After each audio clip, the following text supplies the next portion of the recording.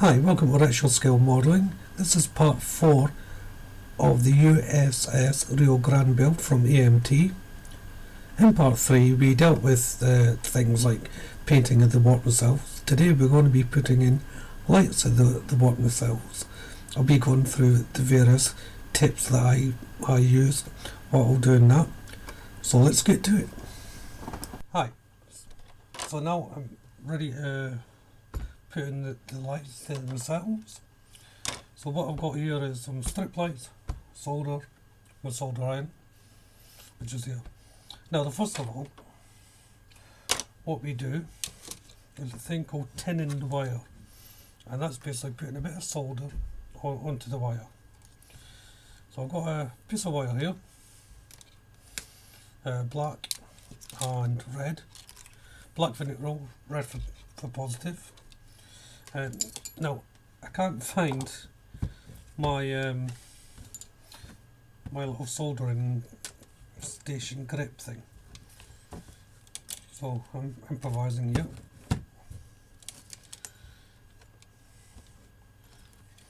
Take a piece of solder. This is from B&Q. Your solder iron, and you just want to solder a little bit on to the wire, like that. And this just makes it easier when we solder the wire onto the light strip. Do the red. So this is straight, and we just put the solder on. So obviously we have two in the cell, so we have to do this twice. And if you've never soldered before, it's the easiest thing in the world. Just put the solder onto the wire and touch the tip of it with the soldering iron, and it will melt, and you just thread it on like a bit of paint, really. So there we go. So we'll just come to the last one now.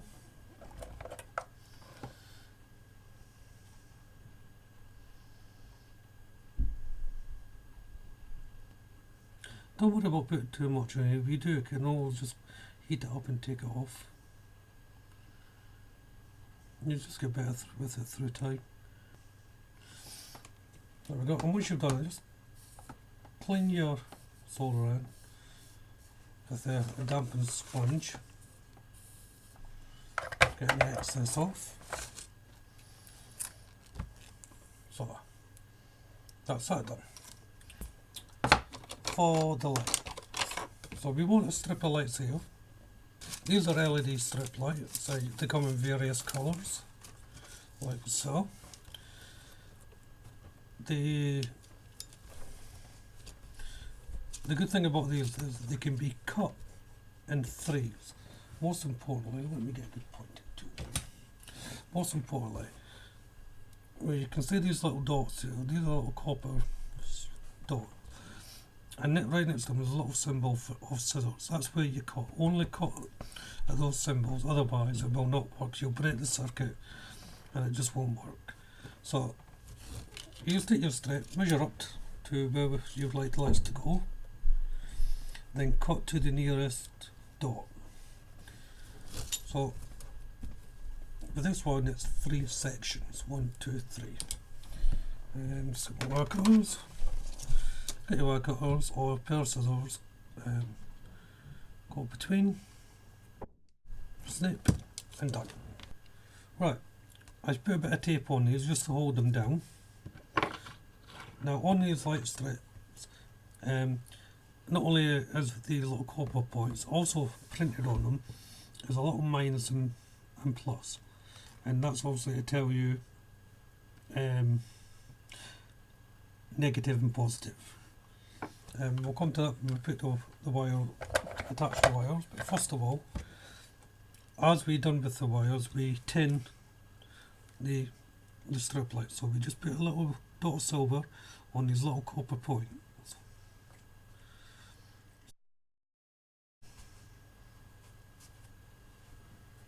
Like that.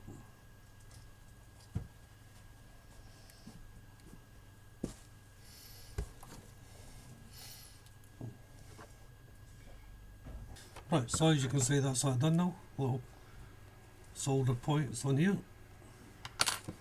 And now for the wire. As I said, it's got two types of wire, black and red. Black is for negative or neutral. Your red is for positive or live. If you've only changed a household plug, and like in the UK, and it's a brown wire for live and blue for neutral, try and remember the word association. So you can say something like black is blue, red is true. So what we do now is we take the black wire onto the minus part of the strip, just lay it on,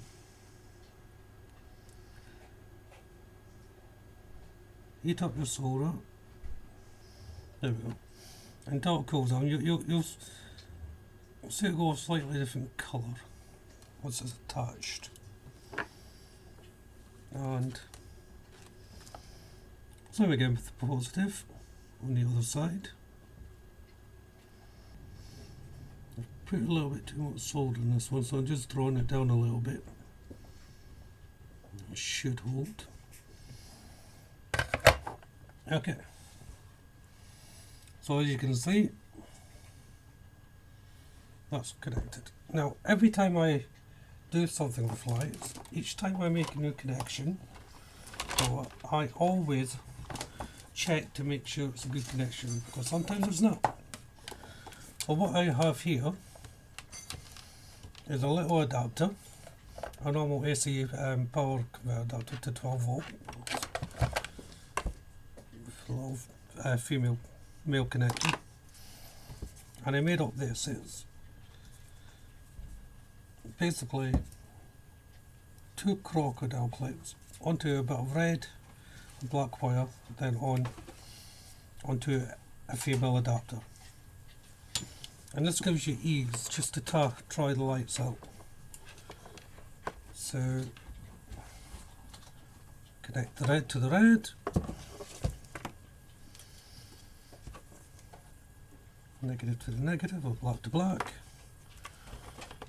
Right, fingers crossed this will light up, and there we go. So you can see it lighting up there. So we know that's working now. Excellent. I didn't actually have to pre-solder that bit, just to force a habit. I'm just going to connect in. I mean, the reason why I pre-solder them, like when I'm doing a large 1/3 scale enterprise or a naval ship or something like that, and I've been using these type of lights, I'm not running reams of lights around, and you only want them in specific areas. So I may well just cut one, so you've got 3 little LEDs, and all you do is to extend it. You will solder one end and connect it again to the other end like that, so that it can be spaced out. A lot of soldering work, but you know. Oh, that's for that one. I shall put this in situ for you. Take this off. So we know where they're going here. Now a good thing about these strip lights is they do come with a self-adhesive backing. So if we take the backing off, there we go, like that, and you just place the lights where you want them. Once you've got them in position you would like, just press them down, and there we go. So, like that. Wires up, you go through that little hole that we created. One, let's do, pull that through, and then let's go like that. Now you would just pull the wire taut to. Oh, that one's coming off. You can also tape these down with a little bit of hot glue. But I'm just doing this for now to show you.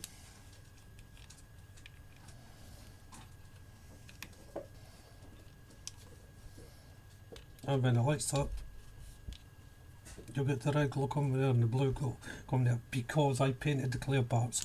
Technically it's only a white light, but because I've painted the clear parts and not used different colour lights, you're not putting two different colour lights in. It's a cheap way to do it. You can go down the route of putting in, just let me get them.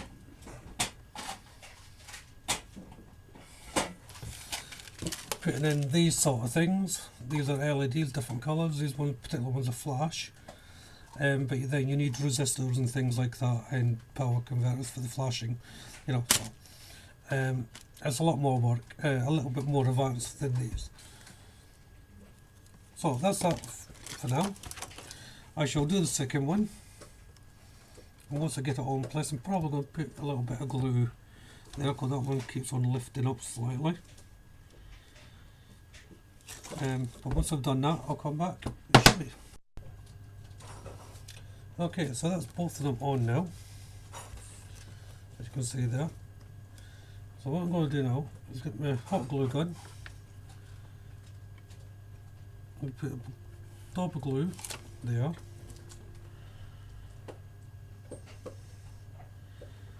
And there.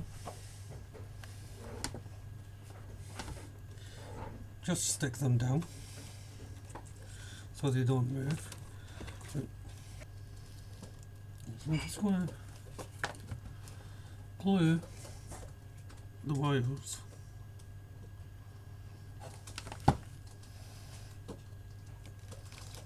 to a central position.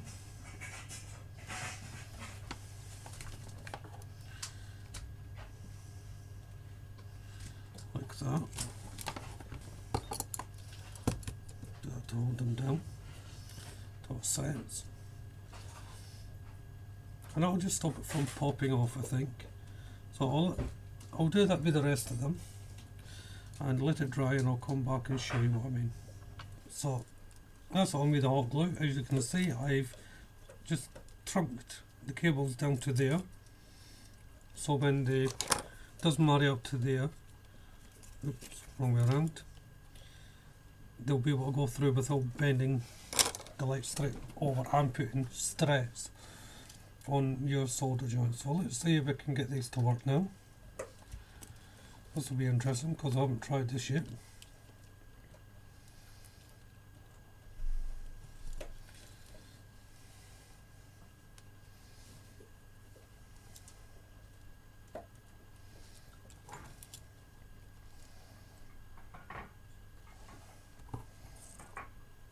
And there we go.